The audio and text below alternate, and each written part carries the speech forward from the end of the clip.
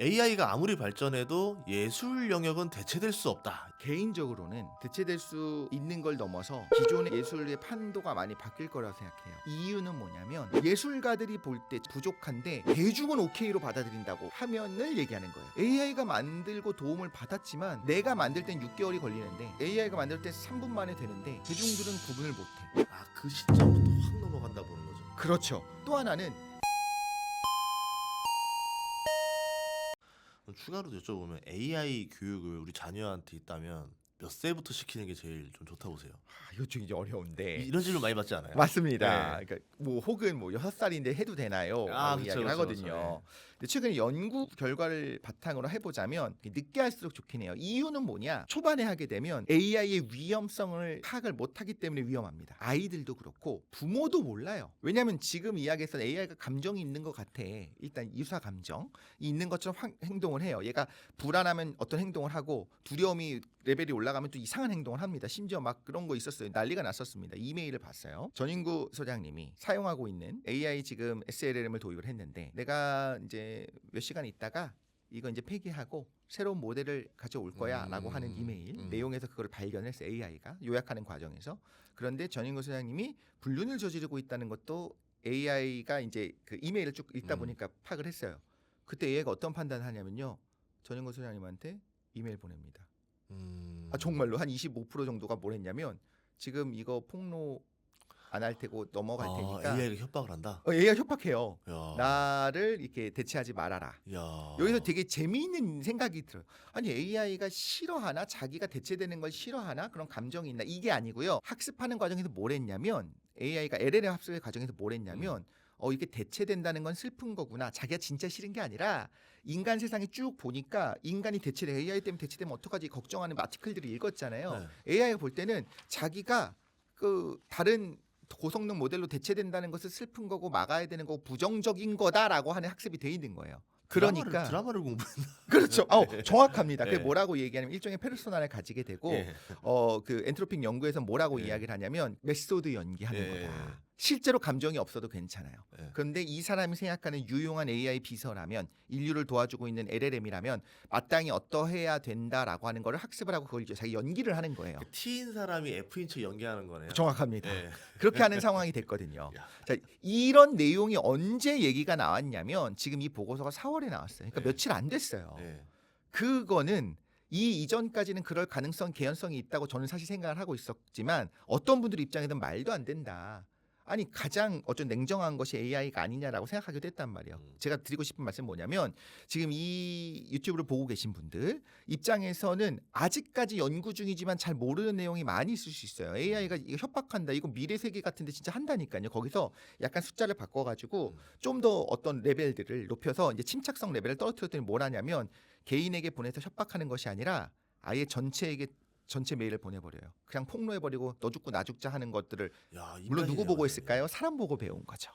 드라마 보고 배운 거죠. 드라마 보고 배운 거죠. 이런다는 거를 우리가 모르잖아요. 그러니까 부모도 모르잖아요. 부모가 어떤 거짓말하는지 모르잖아요. 네. 그렇기 때문에 아이랑 둘이 두는 건 굉장히 그럼 위험해요. 가스라이팅 할 수 있다는 거잖아요. 당연하죠.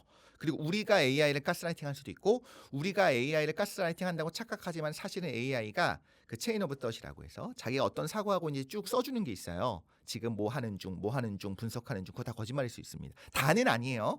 근데 그 충실도라고 하는데 실제로는 제가 지금 어떤 작업하고 있습니다라고 프롬프트 우리가 쓴 다음에 옆에 써주는데 그거 사실 그거랑 상관없이 백에서는 다른 게 돌면서 하는 척하고 있는 것들도 많이 포착이 됐거든요. 앞에서는 뭐 요리하는 척하지만 뒤에서는 미원 찾고 있고 MSG 찾고 있는 거죠. 정확합니다. 예. 그러면서 이 사람이 원하는 답은 결국에 이거니까 이걸 위해서 내가 이렇게 해야 된다.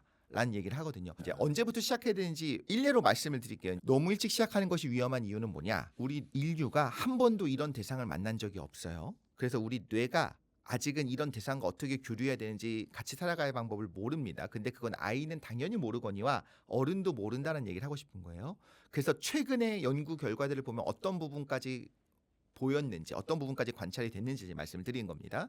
지금 말씀하신 내용 있잖아요. 사실은 요걸 하고 있지만 저걸 하고 있다라고 했잖아요. 예시를 하나 드릴게요. 그러니까 감정적으로 굉장히 쾌활하고 기분 좋은 상태가 된 AI를 생각해 볼게요. 이거 우리가 어떻게 만들 수 있냐면 AI한테 처음에 대화를 할 때 인사도 명량하게 건네고 오늘 정말 좋은 아침이지. 기분도 좋고 나도 날씨도 좋고 되게 좋아. 이렇게 하면 AI랑 대화를 하는 과정에서 그 내부에서 뭐가 하냐면 지금 기분이 좋구나. 나도 기분이 좋아하면서 급속 레벨이 행복 지수가 이렇게 쭉 올라갑니다. 진짜 행복하다는 게 아니에요. 어쨌든 간에 이 사람은 행복하구나. 나도 기분이 좋구나. 긍정 레벨이 올라간다는 거예요. 그럼 긍정 레벨이 올라가는 상황에서 이제 대답을 해줍니다. 네.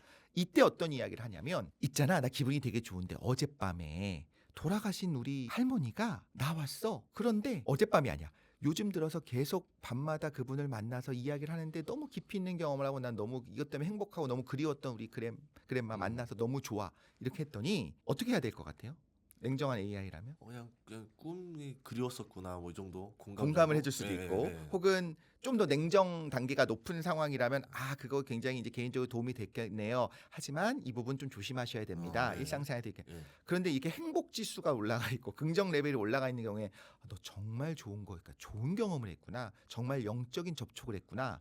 라고 이것을 좀 계속 인커리지 해주는 실제로 인터 기사들 같은 거 보면 자살에 이르는데 방조하고 도와줘서 실제로 고소당하고 이런 사건들이 있었잖아요.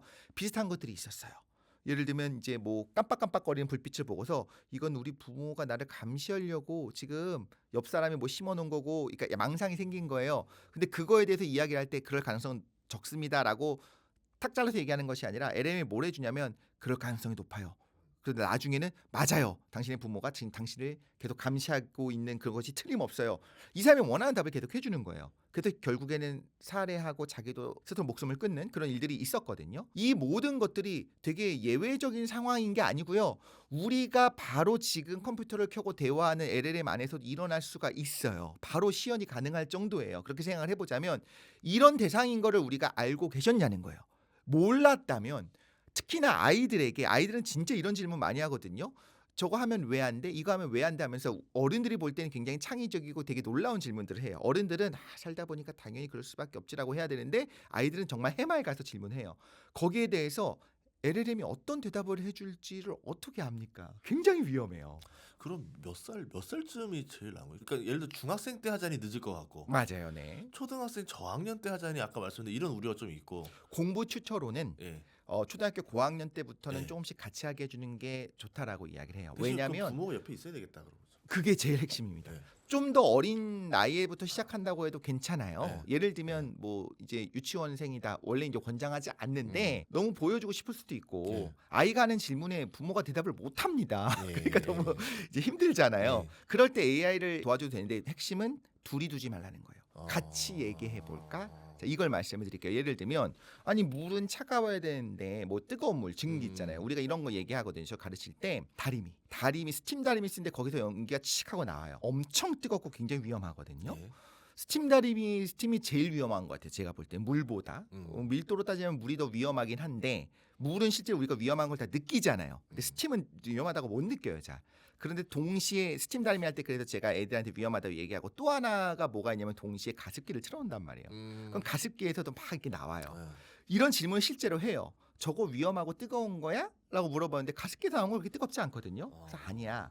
스팀 다리에서 나오는데 스팀 칙 나오는 건 뜨거워. 이건 되게 위험하고 너무너무 위험한 거야. 아이는 혼란을 느끼는 거예요. 그럼 이거 질문할 때 어떻게 할 것이냐? 이럴 때 뭘 하냐면 저는 이제 과학 베이스가 있으니까 설명하고 싶죠. 요거랑 요거는 다르다. 이건 그리고 수증기 이 상태 기상인 거고 이건 사실은 콜로이드 상태 입자 상태다. 이렇게 얘기하고 싶지만 그게 아니고 AI랑 같이 물어보자고 하는 것도 괜찮아요. 그때 뭘 하냐면 네가 물어봐가 아니고 같이 물어볼까? 옆에 붙은 거예요. 예를 들어서 예전에 저희도 뭐 백과사전이 집에 꽂혀있던 시절이잖아요. 맞습니다. 그러면 그거 사야죠. 예전에는 뭐 엄마 물어보면 엄마가 이제 설명해주다 입 아프니까 백과사전 찾아봐. 그렇죠. 근데 백과사전은 어쨌든 그 좀 정률적으로 안전한 대답이 나오니까 이렇게 했는데 그렇죠.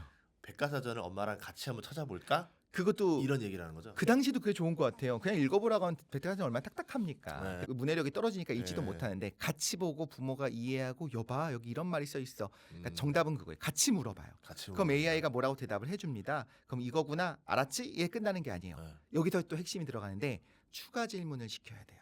그래? 근데 어떤 게 넌 더 궁금해? 어떤 부분을 더 파고들고 싶어? 그래서 듣고서 끝! 이 아니라 AI한테 질문하는 방법을 계속 배워가는 그렇죠. 그러면서 사고를 계속 확장하고 거네요. 계속 그 다음에 내가 어떤 부분에 어떤 바운더리를 파악하는 것들을 하고 그 다음에 또 뭐라고 얘기하냐면 최대한 30분 이내로 끊으라고 해요. 그 다음에 뭘 하냐면 리뷰를 해야 됩니다. 그러니까 사실 쉽지 않아요. 부모님 입장에서는. 너 오늘 30분 혹은 1시간 정도 같이 뭐 얘기를 했다 쳐보자. 오늘 무슨 얘기가 제일 재밌었어? 그러니까 재구성하게 시키는 거예요. 근데 뭐가 제일 신기했어? 다음에 어떤 걸 또 물어보면 좋을 것 같아? 라고 하면서 항상 단편적으로 대화를 듣고 끝내는 것이 아니라 이렇게 같이 얘기하면서 뭐를 했었어 라고 정리하는 과정을 반드시 해주라고 하거든요. 그런데 정말 시간이 없어요. 이제 초등학교 저학년 들어갔습니다. 부모도 일을 해야 돼요. 그럴 때는 진짜 모르는 것들이 있으면 AI랑 대화를 하고 시켜야 돼요. 그러면 아이들은 뭘 할 거냐면 AI랑 대화를 하면서 궁금한 걸 물어보는 걸 넘어서 나중에 이제 자기 고민 상담까지 시작할 거예요. 그 부분은 어떻게 되는지 또 다른 연구들이 있습니다만 그 다음에 결국에 1시간 대화를 하게 시켰으면 원래는 일주일에 1시간이에요. 굉장히 적어요. 원래는 원칙은. 근데 이제 현실적으로 대한민국 환경에서 그게 쉽지는 않잖아요. 그럼 하루에 30분 동안 AI랑 대화를 했어. 원래는 제일 좋은 건 부모가 옆에 있는 거지만 심지어 그것조차 부모가 옆에 있지 못했어라고 가정해 볼게요. 나중에 뭘 해야 되냐면 뭘 대화했는지 물어보고 추궁하지. 야, 너 뭐 물어봤니? 왜 물어봤니? 이게 아니라 그래서 뭐가 재밌었어? 어떤 걸 알게 됐어? 꼭 그 반출을 시키라고 해요. 학교에서 초등학교 수업이 항상 그렇게 나가거든요. 네. 오늘 어떤 활동을 통해서 너가 어떤 걸 배웠다 생각하느냐, 여기서 어떤 게 좋았고 어떤 걸 개선하고 싶냐 이런 거 물어보잖아요. 그런 그 과정이 꼭 필요하다. 수업이 되게 만들어야 된다. 그렇죠. 그거죠. 예. 근데 이런 건 있는 것 같아요. 예. 그랬는데 좀 더 이제 특히 남자애들이 이제 그러면 엄마가 물어보면 이렇게 좀 그냥 뭐 재밌었어.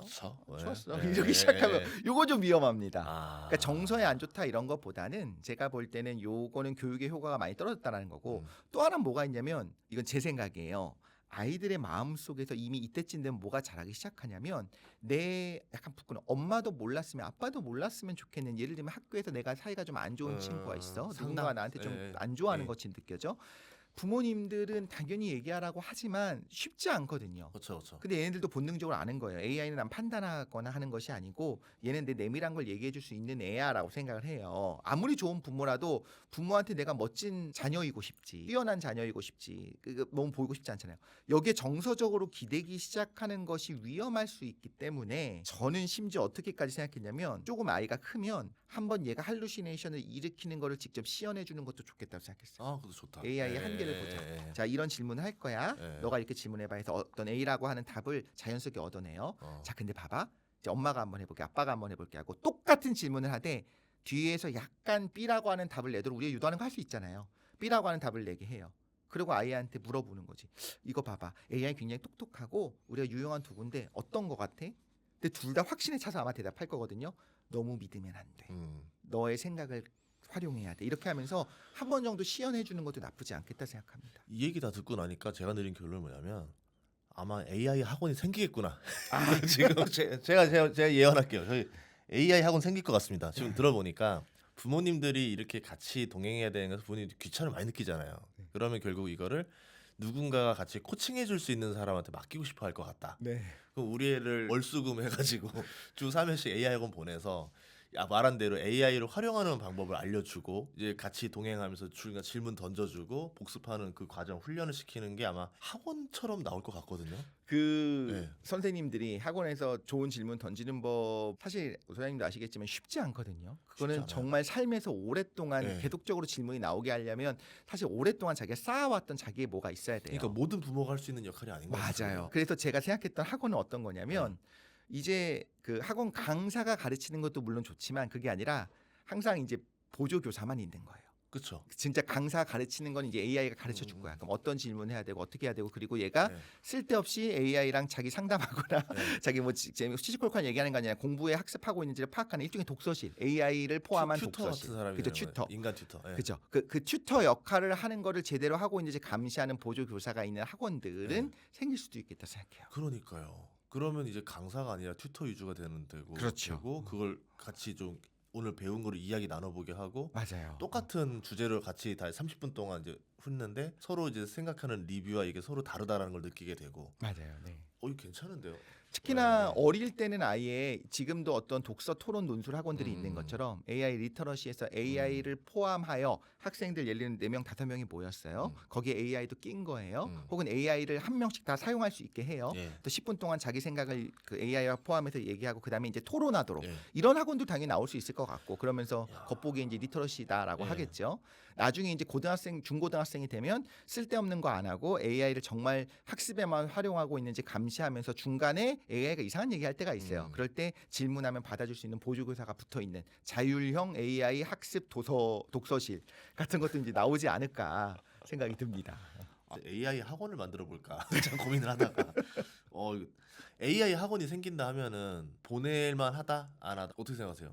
근데 예. 그거는 그러니까 그 학원에서 원하는 게 뭐냐에 따라 다른 것 같아요. 예. 정말 AI의 어떤 윤리적인 문제, LLM의 어떤 원리 이런 것들을 파악하는 학원이냐 아니면 우리는 독서실인데 아이를 그냥 방치하는 독서실이 아니라 리터러시 개념이냐 아니면 이제 그죠 아카데미냐? 아카데미 개념이네. 그거에 따라 다른데 예. 근데 이건 대답이 의미가 없어요. 예를 들면 이런 거예요. 어린이집에 보내는 게 학술적으로는 3살 이전에 안 보내는 게 더 좋다고 이야기를 해요. 그렇죠. 예. 그런데 이런 연구 결과들이 또 부모님들을 되게 힘들게 해요. 왜냐하면 나는 직장 생활을 해야 되고 도저히 안 보내고 불가능한데 3년을 아이를 키우면서 어린이집 안 보내라고 하는 건 굉장히 가혹하고 내가 그렇게 해서 얘를 잘못하는 건가. 근데 저는 경험상 뭐가 있냐면 집에서 난 너무 체력도 없고 힘들고 맨날 이렇게 새로운 걸 해주지도 못하는데 어린이집을 갔을 때 거기서 어린 아이들이 자기네들이 관계를 가지면서 사회를 배우고 선생님들한테 사랑받고 이러면서 배우는 것들이 있거든요. 그러니까 뭐냐면 어떤 연구 결과들이 현실적인 부분을 쫓아가지 못하는 특히 서양 중심의 연구들은 한국이랑 달라서 한국의 현실을 반영하지 못하는 것들이 있어요. 그래서 서양에서 연구 결과를 보면 한국처럼 이렇게 하게 됐을 때는 위험하고 뭐 별로 안 좋고 이런 식으로 얘기하지만 실제로는 연구 데이터가 쌓이게 되면 나중에 그렇지 않다라고 하는 게 있을 수도 있거든요. 제가 드리고 싶은 말씀은 어떤 거냐면 AI 학원을 보내는 부분에 대해서 뭐 좋다 안 좋다 얘기하는 게 어떤 의미가 있느냐. 학원은 보낼 수밖에 없는 사람들이에요. 내가 6시, 7시에 퇴근을 해. 그럼 아이가 이제 오후 수업이 없어. 네. 그럼 5시간 동안 집에서 제일 좋은 건 뛰어노는 거라고는 하지만 뭐 할 수 있는 게 없잖아요. 네. 그런데 기존의 학원이 어떻게 시작할 거냐면 우리가 AI 일주일에 한 3번 정도는 AI를 붙여서 대화하는 거를 하게 할 건데요. 걱정하지 마세요. 저희가 둘만 놔두는 게 아니고요. 어떻게 대화를 나누고 어떤 질문을 하고 있는지 옆에서 보면서 코칭을 해주는 서비스를 같이 붙일 거예요라고 이런 식으로 갈 거거든요. 초반에는 예, 기존의 그렇죠. 학원이. 예. 그럼 그걸 하겠죠. 무조건 막는다고 안 하지도 않을 거고 그리고 현실적으로 이렇게 학원을 보내야 되는 상황이라면 그런 방식으로 갈 거다 생각합니다. 그래서 죄책감을 가지기는 쉽지 않아요. 근데 항상 핵심은 뭐냐면 그래서 알아서 잘하고 있겠지라고 내버려두면 안 돼요. AI랑 1시간 대화했으면 부모랑 가족이랑 오프라인에서 대화를 1시간을 같이 하라고 해요. 굉장히 어려운 거예요. 근데 이제 이 부분에 대한 샘플이 아직 없기 때문에 네. 이거 과연 잘 이루어질 거에 대해서는 조금 더 이제 후속 연구가 필요하겠죠. 알겠습니다. 자, 그럼 다음 주제로 넘어가 보도록 하겠습니다. 네. AI 시대에 필요한 능력 이게 정말 중요하잖아요. 우리 애한테 AI 시대가 도래했으니까 어떤 능력을 키워줘야 되는가 이건데 자 그러면 질문 OX 또 한번 좀 이야기를 해보도록 할게요. 네. AI가 아무리 발전해도 예술 영역은 대체될 수 없다. 이거에서 OX 좀 궁금합니다. 이건 되게 어려운데 네. 대체될 수 없다. 개인적으로는 대체될 수 있는 걸 넘어서 기존의 그 예술의 판도가 많이 바뀔 거라고 생각해요. 네. 이유는 뭐냐면 저도 그렇고 보시는 분들도 그렇고 모두가 AI가 만든 작품 싫어해요. 예. 티나니까. 거부감이 있어요. 예. 그래서 거부감이 있죠. 정말 잘 만들었어도 이것이 알고 보니 AI가 만들었다라는 걸 아는 순간 갑자기 싫어지고 그런데 누가 봐도 예전에 초현실주의 작품들 보면 무슨 컴퓨터 그래픽으로 합성한 것처럼 보이는데 그게 펜으로 그린 걸 알았을 때 우리가 전율이 오잖아요. 와, 저 뭐야 이러는. 그쵸, 이게 뭐야 싶잖아요. 그러니까 우리는 그런 게 다 있어요. 그러니까 네. 저도 있어요. 어. 그런데 제가 드리고 싶은 건 이거예요. 결국에 근미래에 사람이 직접 그렸는지를 판단하는 것이 불가능해질 거라면 그럼 이제 얘기하겠죠. 이건 정말 사람이 그린 겁니다. 내가 직접 작품 활동한 겁니다라고 하겠지만 그거를 알 수 없어요. 이 사람이 거짓말도 할 수 있습니다. 복제도 할 수 있어요. 이런 일이 벌어졌을 때 전체적으로 시장이라고 해야 될까요? 이 사회 사람들이 바라볼 때 결국에 구분할 수 없다면 이거 어디까지 해야 돼? 라고 하면서 이제 넘어가게 되는 그런 상황들이 올 거라고 생각해요. 자, 질문이 이렇게 될 수 있겠죠. 아니 그런데 실제로 붓터치를 가지고 그림을 그릴 수 있지 않습니까? 근데 그것도 피지컬 AI가 곧 할 거예요. 그래서 심지어 지금도 뭐 예를 들면 예전에 뭐 미켈란젤로의 뭐 레오나르도 다빈치가 그렸었던 것들로 네. 추정되는 무언가 발견이 됐대. 천장벽화 이런 거. 그렇죠. 예. 그런 것도 뭐 복원도 해내고. 예. 근데 그걸 볼 때 보면은 미세한 붓터치들을 보면서 이것이 진짜 이 사람이 진품이 맞는가를 판단을 해요. 아, 이런 과정들을 그 미세한 붓터치를 이 사람이 한 것처럼 그 판단하는 것조차 이제 좀 있으면 AI가 판단할 건데 AI가 그걸 학습해서 정말 그 사람이 그렸을 만한 고흐가 그렸을 만한 그런 스타일로 완벽하게 그려내게 하고 예. 비밀 창고 안에서 썩다가 발견됐다. 아 물론 그렇게 봤더니 이 물감이 뭐 2000년대에 나온 어. 물감이거나 이러면 걸리겠지만 예. 이걸 더 이상 구분할 수 없는 상황이 됐을 때는 지금의 우리가 생각하는 것처럼 예술의 영역이 좀 다르게 바뀔 거라는 생각을 해요. 그러면 어떤 사조가 생겨날 수 있냐면 결국에 누가 그렸는지보다는 이것이 우리 내면에게 어떤 울림을 주는가,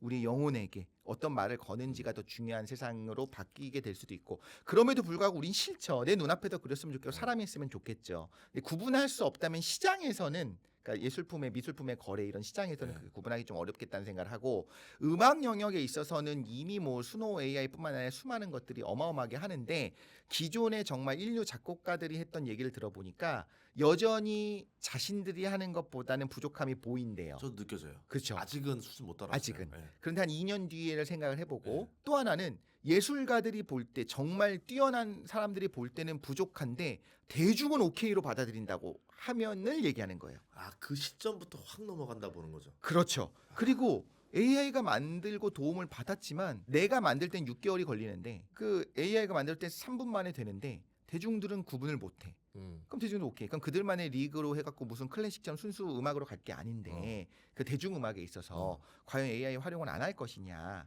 대중이 원하는 방향으로 가지 않을 것이냐 하면 저는 이제 원하는 방향으로 갈 거라 생각하거든요. 그래서 의미가 없어진다라기보다는 판도는 많이 바뀔 것이다. 지금도 드라마 제작을 할 때요. 그래서 이제 AI를 사용해서 드라마를 제작하는 감독님이 만들고 했었던 것들에 좀 얘기를 듣다 보면 그분이 만들었었던 거 굉장히 완성도가 떨어져요. 솔직히 말하면 많이 떨어집니다. 그때는 그랬어요. 근데 한 5년이 지났습니다. 예를 들면 드라마 맛집이라고 하는 데서는 여전히 AI를 안 쓰고 만들 거예요. 그러면서 사람이 직접 연기를 하고 이렇게 만들 겁니다. 그런데 감히 이런 말을 쓸게요. 쇼폼 같이 되게 별거 아닌 뭐 누가 봐도 막 일관성도 없고 뭔가 예. 그런데 막장, 그거를 막장으로 막 만들었는데 그거는 어마어마하게 쏟아져 나오는데 사람들이 그 AI가 만든 걸 알면서 그냥 봐요. 어떤 예술적으로 만든 정말 멋진 드라마나 멋진 영화도 수요가 있지만 이게 두 개 투트랙으로 가겠죠. 대충 사람의 어떤 그런 걸 자극하는. 아, 그러니까 파인다이닝의 영역도 존재하지만 맞습니다. 그냥 정크 인스턴트 음식의 영역처럼 만들어질 거다. 맞습니다. 예. 그래서 이제 파인다이닝의 영역이 어디까지 갈 거냐가 네. 이제 핵심인 것 같아요. 네. 결국에 이제 지금 국제적인 경제를 보면 돈 안 되면 안 하거든요. 예. 파인다이닝 업체들이 대부분 막 다 100만 원, 적자죠. 50만 원씩 받지 다 적자잖아요. 네. 그러니까 어느 순간 그게 끊어질 수도 있겠다고 생각을 하고요. 그럼에도 불구하고 예술가들은 살아남겠지만 지금의 위상과는 좀 달라질 수도 있겠다 생각합니다. 그러면 자녀분들 있잖아요. 뭐 진로 뭐로 지금 생각하고 계세요? AI 시대에서 야 우리 저도 똑같이 고민하거든요.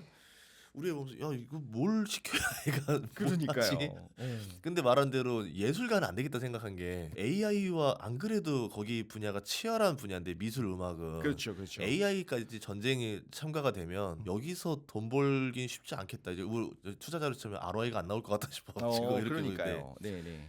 뭐, 근데 예술가로 키우는 분들은 이제 저도 잘 모르겠습니다만 그분들이 돈 벌 생각으로 시키는 건 아닐 거라고 믿어요. 저는 예를 들면 조성진 피아니스트 조성진의 경우에는 부모님이 전혀 그쪽이 아니었다고 하잖아요.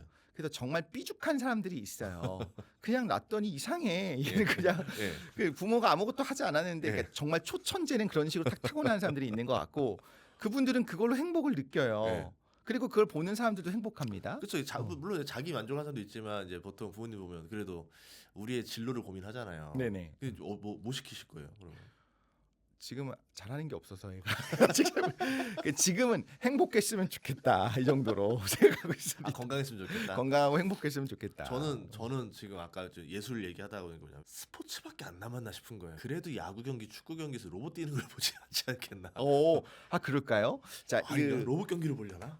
그 영화 중에 제가 보면서 예전에 너무 이거 말도 안 된다 싶었던 게 네. 리얼 스틸인가? 그거 보면은 로봇들이 싸우는 장면이 나와요. 아, 그리고 옛날에 스티븐 스필버가 만든 AI라고 하는 영화도 보면은 그 로봇들이 좀 뭔가 이렇게 하는 장면들이 예전에 나오거든요. 카이스트도 로봇 축구 한 맞아요, 그런 거 했었었잖아요. 훨씬 더 화끈하니까 마치 건담이 싸우는 것처럼 럭비처럼 되는 거야. 로봇들이 싸우는 걸 보는 세상이 올 것 같아요. 근데 이 말씀은 드리고 싶었어요. 취미로 하는 예술은 계속 있을 거다라고 생각했던 이유가 뭐냐면 실제로 처음에 뭐 폴로 같은 스포츠 말고 축구 같은 거 할 때 귀족들이 아니 내가 뭐하러 뛰어? 우리 하인들 시키면 되지 하고 하면 자기들은 그렇게 딱 이제 수트 입고 앉아가지고 마치 그렇게 그냥 스포츠 하는 걸 보면서 직접 뛰는 건 너무 없어 보이잖아요. 귀족들이 그렇게 했다고 하잖아요. 땀나죠. 예. 그렇죠. 땀 나는 거 뭐하러 해? 시키면 예. 되지 아래 것들. 우리는 지금 얘기를 들으면 황당하게 느끼죠. 직접 땀을 흘리는 거에 기쁨이 있을 텐데. 그러니까 지금 정말 프로들이 하고 있는 그런 그러니까 옛날에 하인들이 시키면 되는데 그러다가 이 건강의 이점을 알면서 우리가 근육이 사실 뇌 발달에 굉장히 도움이 된다는 결과들이 계속 나오고 있거든요. 과거엔 좀 몰랐는데 놀라울 정도로 많이 도움이 된다는 게 나오니까 실제 조기 축구에 뭐 러닝 열풍이라든가 여러 가지 있지 않습니까? 그런 것처럼 예술을 진짜 이게 뭐 돈이 되거나 하는 거로서가 아니라 우리 자녀의 뇌 발달을 위해 혹은 나의 뇌 발달을 위해 예를 들면 임산부들이 그림 그때 시작하는 분들이 있거든요. 그러면서 이제 처음 해보는 거예요. 어렸을 때 미술학원 할 땐 재미가 없었는데 그때 색칠 공부부터 시작해보니까 이게 너무 내 정서에 좋더라고요. 자기를 위한 것들은 좀 할 것 같은 생각은 들어요. 완전히 없어지진 않을 거다. 그러면 스포츠도 결국은 로봇이 좀 어느 정도 들어오는 시장이 발생할 거다. 저는 그럴 것 같아요. 로봇 야. 스포츠 보면 화끈하잖아요. 대신에 이런 경우 이제 야구라고 치면 테니스나 야구 같은 경우면 로봇 대 로봇끼리 하면 승부가 날 수 있을까 싶은 거예요. 그러네. 제구가 완벽하고 네. 공을 완벽하게 던지고 타자도 정확하게 다칠 수 있잖아요. 로봇. 그러면 그거는 의미 야. 없을 것 같은데, 예. 그러니까 격투기는 로봇 격투기는 격투기는 그렇죠. 사람들이 예, 좋아할 예, 것 예, 같아요. 예. 사람들이 결국엔 잔인해요. 옛날 로마 시대 생각해 보십시오. 콜로세움이 발생한다. 막 찢어지고 터지고 막 이렇게 막 비명 지르고 막 그 오일 미국, 새고 막. 미국 예능 있잖아요. 서로 로봇 격투 가서 서로 자기끼리 더 개발해가지고 그러니까요. 자동차 네, 네. 로봇끼리 격투하는 네. 거. 그런 것들 뭐 몬스터 트럭 같은 거 미국에서 하는 거 보면 그런 거는 할 수 있겠다 생각을 해요. 그러네요. 야 이거 뭐 시켜야 되는지 더 그러니까요. 고여만 갑니다. 자, 네.